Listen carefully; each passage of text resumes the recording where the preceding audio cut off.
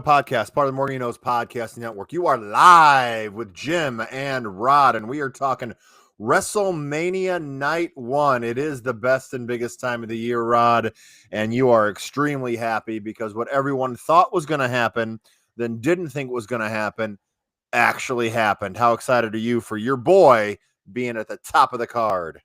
Well, I mean, Jimmy, we had to try to pull off a double turn, right? I mean, we inducted the Bret Hart Stone Cold Steve Austin match into the Hall of Fame this weekend, right? So we had to try to pull off a double turn, and we saw a bit of one there. You know, we saw some low blows. We saw a call back to the Shield.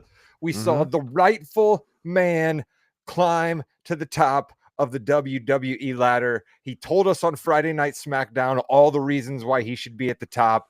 Roman Reigns is a part-timer who only cares about himself. CM Punk is a jerk who talked down the WWE and only came back because they gave him a huge contract. And Seth has been here the whole time, putting his body on the line, putting it out for the fans. I'm happy. I thought it was a pretty nicely done end to the match. You know, when Heyman climbed in the ring, you knew something bad was going to happen. And then when he did the whole tribal chief, you knew something else bad was going to happen. And he did a good job. And my son Jackson multiple times said he even went back and forth on Roman Reigns. He went back and forth on him, which apparently does, you know, it makes it worse, Rod, when that happens. Yeah. Jackson, as always, is in simpatico with me. I enjoy Jackson Jamariska's takes. He was quite perplexed by the Nas Reed sign. That was like, is that something like I don't know. Is that something else other than Nas Reed? I have zero idea. I mean, I know the Minnesota Timberwolves looked absolutely fabulous in their game versus the Lakers. Absolutely blew them out at home. But we're not here to talk about that. That's the only thing I know about Nas Reed. I have zero idea if there's a double meaning to that whatsoever. But who cares? We saw Seth Rollins win. We saw Jey Uso win. Yes. We saw Tiffany Stratton win, yes. Unfortunately. So we saw the New Day become the heel of all heels. It was a big night. You know, and I think the match order I think went well because each match I thought was a little better than the next. The Gunther and Jey Uso match was I just thought it was weird to me, Rod. It was fine, but I didn't get that like I was expecting a little more out of it. I'm really happy for Jey Uso. Obviously, it's a culmination of a long career, and he gets that title shot. But then also Gunther tapping was weird. Completely weird. I don't understand how we're gonna come back off of that. I mean, Gunther has been an ass kicker his entire time, right? His whole thing is that he's almost unbeatable. He's only been pinned on his back a handful of times, and he's gonna tap. And I mean, I guess everybody taps now and again, but he tapped like 6 seconds into the sleeper. That was the thing that got me weird. I mean, we've seen guys hold sleepers back in the old school days for like 2 minutes, you know what I mean? And then the arms would drag down or they'd pull themselves over to a rope, and Gunther has a sleeper slapped on him for 6 seconds and he's done. So it was a bit of an abrupt ending. I don't know if maybe they say, hey, you guys got to get out of here because they, you know, with timing and all that, but I don't know. It was weird. I'm happy to see Jay win like you did, but way surprised that Gunther tapped as quick as he did. You think Gunther has one of those like things he put on your face when you sleep, but he didn't have that? And he was worried if he went to sleep, he wouldn't have that on. Maybe that's the case. I don't know. Gunther could have sleep apnea. I'm not sure. I don't know. I don't know all of the medical updates of the Ring General, but perhaps if we could get Ludwig Kaiser on the horn here, he might be able to help us out. Those guys are pretty good friends. It affects millions of people, Rod. Millions. Yeah, go ahead. I don't know where we go with Gunther from here. I really don't. Like if he loses that match in a regular way, okay, cool. You know what I mean? Jey Uso's a top of the card kind of guy, but that tap, I don't know. Something's got to come from that tap. Do you think Gunther's gonna try to say something that he wasn't tapping? I'm really perplexed by that. I am too, and I wonder if this is just kind of getting Gunther out of that title picture for a while, just to freshen things up a little bit, have him go down the card, and see what happens there. I don't think he's had a title, Rod, for what 79% of the time he's been in WWE. So I don't think that's gonna continue for very much longer. Yeah, I would say, Jimmy, let me ask you this. What was the match that surprised you the most? Was it that match or was it perhaps another? The match that surprised me the most, I think, was the Tiffany Stratton Charlotte Flair match. I thought they did a very good job. Now, listen, I do got to call your girl out. Stratton's face was nasty. She got hit hard a couple times. Black eye. Her face was all kind of swollen. But I thought they had a relatively good matchup. Had some good moves in there. They wrestled better than I thought they would. So I'll give it up for shocking. I know your girl Charlotte Flair, the Queen. Shocking. She stood up. I was worried about Stratton though in that match. Yeah, well, Stratton can't wrestle, and Charlotte Flair basically just proved it by beating her in the face. Tiffany Stratton absolutely deserves it. She's the one that went low blow first. She's the one that brought up the 3 divorces and then rolled out of the ring. She's the one that accused Charlotte Flair of bullying her. I mean, I lost a lot of respect for Tiffany Stratton in the lead up to this match. I lost even more respect for her when she popped out of a Barbie box. So Tiffany Stratton, congratulations to you. Michael Cole can try all he wants to say that you're on the fast track to a Charlotte Flair career, but Charlotte Flair, you are not. And Charlotte proved it in that match. But this is scripted, so she was told she had to lose, and she did, but she got her shots into Tiffany Stratton on the way. How about you? What was the match that surprised you, good, bad, or either way? I was kind of surprised that El Grande Americano won. I really did. I was kind of surprised that he won. With the way that Ray Phoenix has been built up, with the way he has been dominant in his 2 singles matches, with the way he was basically the only guy to get an intro into the Andre the Giant Battle Royal other than Shinsuke Nakamura. Then in the Andre the Giant Battle Royal, he was screwed, which is the WWE parlance for, hey, this guy's really, really good. He didn't actually lose. So I was surprised to see him go down. I understand that he had the thing in the mask and the metal plate and all of that, but I still was kind of surprised that their decision was to take Ray Phoenix down. First of all, let's quick tangent here. We do need to pour one out for Montez Ford, the winner of the Andre the Giant Battle Royal. You got about 6 months left, kid, and then you'll Not be Montez you're Ford, released. Jimmy. Not Not Montez Montez Ford. Ford. Wow, Carmelo Hayes. Wow, Yes. wow, But you are sad. correct. Yeah. Andre the Yeah, Giant Battle Royal wins do not mean great things for people. Bronson Reed injured himself quite severely and hasn't made much out of it. Baron Corbin won it back in the day, no longer with the Cesaro, WWE. Cesaro won it back in the day, no longer with the WWE. Madcap Moss won it a few years ago and then was gone very your short boy, time after that. your favorite So wrestler, Bobby I did Lashley, love. Oh, Robert. Andre the I Giant. Yeah, I forgot that Robert was the winner and he is now gone too. So yeah, sorry for yeah, Carmelo Hayes. Him and Andrade put on another banger. I don't know yeah. about the decision to have those 2 guys at the end of that battle royal. Why not just have them fight in a one-on-one match again and actually solve the best out of 7? But yeah, Carmelo Hayes, your time in WWE is done, my friend. So it's weird. This is one of 2 of 3 matches really that are affected in WrestleMania because I think this match went exactly like it would have if Rey Mysterio was in there. You just put a different luchador in there, obviously with a couple of twists here and there. But I think the ending is exactly how it was going to be. Yeah, having Phoenix lose this early, but he lost under nefarious means, and I love how they did that when he kicked him in the face. Initially, I thought he hurt himself too with his ankle or something the way he fell. I'm like, oh no, he kicked him in the face. His foot hurts. That's fun. That's good. I I couldn't like believe that. that Pat McAfee was the one who picked up Michael Cole there. I've spent the last couple of weeks just Yeah. trashing Pat McAfee, and Cole basically blew it. And then McAfee was like, "No, no, no, Cole, the metal plate in his mask. Remember, that's why his foot hurts." And then Michael Cole was like, "You're absolutely right. You're absolutely right." So, yeah, I mean, I guess Ray probably wouldn't have won because Ray doesn't really win very often anymore. But let's talk about Ray for a second. What are we doing? Why are we putting a 50-year-old man in a match the night before he's supposed to wrestle at WrestleMania? I don't understand the decision behind that at all. He then has a move put on him by a young wrestler, which is another trope in the WWE that these young wrestlers that are a little too green can sometimes hurt the veterans. And it did seem as if Julius Creed yanked him out of the ring and Ray wasn't quite ready for it and busted up his groin. So, just like we had what's the guy's name? Ridge Holland, right? When he did the Yep. move on Big E, didn't quite do it right, and Big E's never wrestled again. So I just think that was bad booking by the WWE to stick Ray in a match the night before he was supposed to wrestle at WrestleMania. What they Yeah, think was going to that's a happen? shame. That's a shame because that was cool, and I'm glad Gable had a chance to. It's Yeah, I was Gable. about to say, I was about to cut you off. That was El Grande Americano. Chad Gable was backstage. from the Gulf of Mexico, but then it was like when he was actually America, Jimmy, whatever I it don't want was. to get in any trouble with Um, the current and this administration. It comes is on the the Gulf heels, of Rod, of a pretty America. big announcement. I know you're not really big into Mexican wrestling, and neither am I, but there are two huge promotions in Mexico: CMLL and AAA. AAA has kind of gone down a little bit, it just with the economy and everything like that over the past decade or so, but um, the acquisition of that means they're going full force with this. So I expect a lot more lucha matches. And now, Rod, this can lead up to a huge mask versus mask match against Rey Mysterio.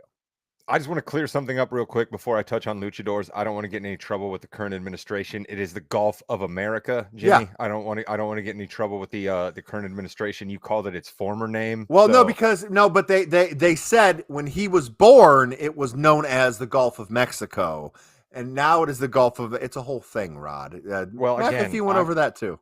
I'm going by current regulations. I'm going by what Alicia Taylor said in his entrance to the ring, and she said the Gulf of America, and that's what it's to be referred to as. I don't want to be excluded from the White House press briefings the way the AP is, Jimmy. So we will refer to it as the Gulf of America here on this podcast. Phoenix, sorry, had a couple really nice moves in there, and a great WrestleMania debut for him and Chad Gable, his WrestleMania debut. Let's go! I'm very excited that both of them were able to have a good match out there. Might have been the match of the night, actually. We need to talk about that. Need to think about that a little bit more. You're not Um, worried that we might be getting a little too much luchadori though here, Jim? You're not worried about that a little bit, that we've got so many luchadors that it's hard to tell the difference between Dragon Lee and Ray Phoenix and Penta and Ray Mysterio, and now we're going to have other guys coming up from AAA. I mean, well, you're I not a think little but bit they all worried have about different that? looks, though. I think we'll be okay. I really think we'll be okay on that. They're unique enough, so I think that's good. Jade Cargill and Naomi. Now I know you're not a big Jade Cargill fan. You've got to be impressed with a couple of those moves, though. That jump into Jade Cargill and she just caught her and did a suplex was amazing. And then that reverse power bomb was pretty good too. But as you brought up in some of the text threads, she needs to work on her timing a little bit more. A little, a little. You're being very She generous was to Jade playing Cargill here. possum. She was playing possum, which was a pretty nice try for. It was either McAfee or Cole. Pretty nice try to make up for that. Yeah, to cover for her. Listen, I'm not going to come on this podcast and tell people that Jade Cargill isn't strong. Clearly, Jade Cargill is absolutely strong, but strong isn't enough to make a good professional wrestler. Okay. Need I say the name Ahmed Johnson, who just got brought up recently in Yeah, an I did. interview by Ooh. Triple H? He's He not got going to the killed Hall of by Fame Triple anytime H. soon. He's not going in No, the he Hall of Fame definitely is anytime not. soon. No. That guy was strong as a brick shithouse, and he wasn't good as a wrestler at all. And there's been many other dudes in the WWE who have been strong and aren't good wrestlers. So, Jade Cargill, first thing I'm going to say to you, go back to the mullet. All right. The mullet hair was way better than whatever wig they had you wearing in this match. And second, figure out a way to move between scripted moves a hell of a lot better than you currently do. I'm sorry. There was even a time where she didn't even kick out of a pin. Naomi basically let her up out of a pin because Naomi was smart enough to know she wasn't supposed to go down there. That's why Mm-hmm. Jade doesn't ever get to wrestle. Get her in dark matches where people aren't watching her. Get her down in the performance center where nobody's watching her, because if they want to make her the big star that they clearly do, she is going to have to wrestle a hell of a lot better than she did in that match. I'm sorry. I'm not impressed by feats of strength. Okay. New Day and War Raiders. I want to say Viking Experience all the time, but New Day and War Raiders had a solid matchup. Really good power moves by the War Raiders. New Day wins on some nefarious means. I like it. Let's go. I think it's good for both teams. It's definitely good. The New Day, they have parlayed all of their goodwill into being the most dastardly heels we have seen in the tag team business since the Usos, probably, right? I Yeah, mean, they're probably. Yeah. the dastardly tag team we've seen since the Usos. Also, we need to pour one out for Ciampa's beard. Tell me that you saw that. Did you not see this? Sorry, you froze us right there. What did you say? Shout out to Ciampa's beard if we're talking about dastardly tag Yeah, teams. Did you see holy this? cow. Wow. Yeah, Ciampa's beard. Something happened. He said he fell or something like that. He just cut his chin wide open. Had to cut his beard off. He looks a lot younger. Love the Instagram post they did on that too, by the way. Yeah, but those guys are a dastardly tag team. That's what brought me up there. But yeah, the New Day, versus the Viking Raiders, War Raiders. See, now you got me doing it. Versus See? the War Raiders is a match that can be tough, right? But when you see Ivar doing some of the things that Ivar can do, you have to be absolutely amazed every time by that guy. I mean, it's amazing. And shout out to them for being able to have the belts for a little while, get a Yeah. WrestleMania match. Shout out to the New Day for solidifying their Hall of Fame resume. And listen, it's the time of heels, Jim. It's the time of heels. Seth Rollins has decided to be a heel again. The New Day as a Is he a heel. heel though? Because that's a lot of singing going on in that arena. So we're gonna have Well, to work on getting these people not to sing his song. how's he not going to be a heel though? People still He's got chant to be. freaking Yeah. CM Punk's name all the time. People Yeah. sing Roman Reigns. People do that all the time. They were doing it while Seth was talking to him on Friday. He's definitely becoming a heel. Oh yeah, he's going to be a heel, and I like it. I like it a lot. I think that it's something new, something fresh. Let's go. Um, how about Jacob Fatu and LA Knight? I thought they had a very good match, really hard hitting. LA Knight stepped his game up a little bit. Fatu's amazing. Fatu gets the win and is just over like no other. So I think that's terrific. I called it from day one. I said that Fatu was going to win. I don't know why you picked LA Knight, Rod. That was wishful thinking on my end, and the right call was made. Yeah, Fatu is just he can't be beat, right? The crowd loves that guy. He's basically going to have to be a heel now. We're probably going to see a turn on Solo Sikoa to solidify more of his this faceness. Excuse me, I misspoke there. He's got to be a face now because the crowd loves him. He's probably going to turn on Solo to solidify that. Good to see Haku down, Yeah, giving him yeah, always the nice to see love. Haku.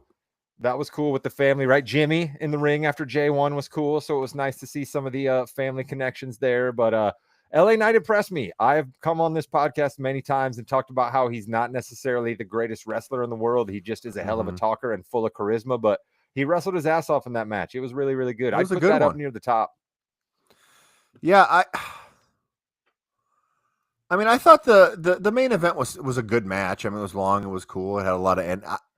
I don't know. I think it's either going to be LA Knight and Fatu or Americano and Phoenix is the match of the night for me. I think I'm going to go towards Fatu and LA Knight though. That's what I'd vote.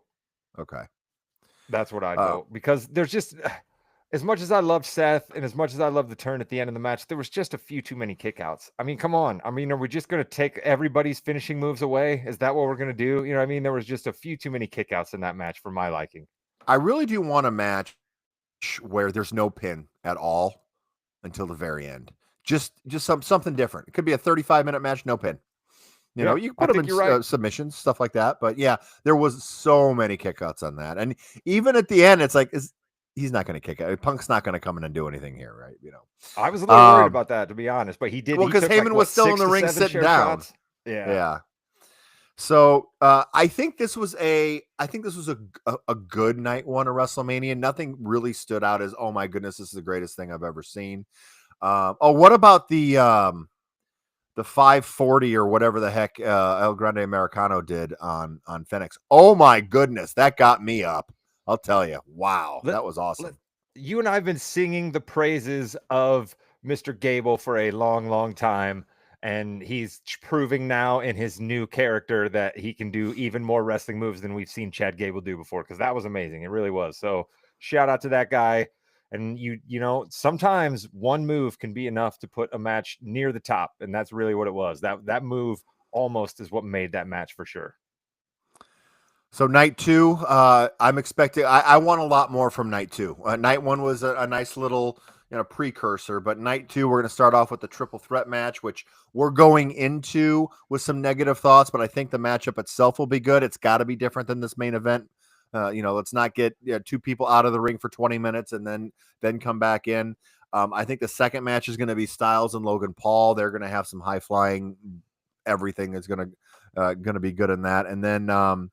We've got another mystery partner with Valkyria and against Morgan and Rodriguez. Who's that going to be now? What's going on, dude?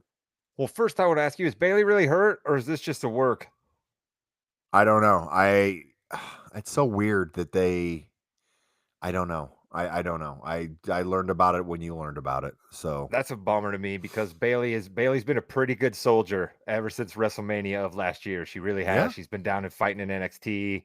She's gotten a lot of people over, and it's a bummer if they're just pulling her out of WrestleMania to put in Becky Lynch, countrywoman with Lyra. She was around Vegas earlier doing that comedy thing.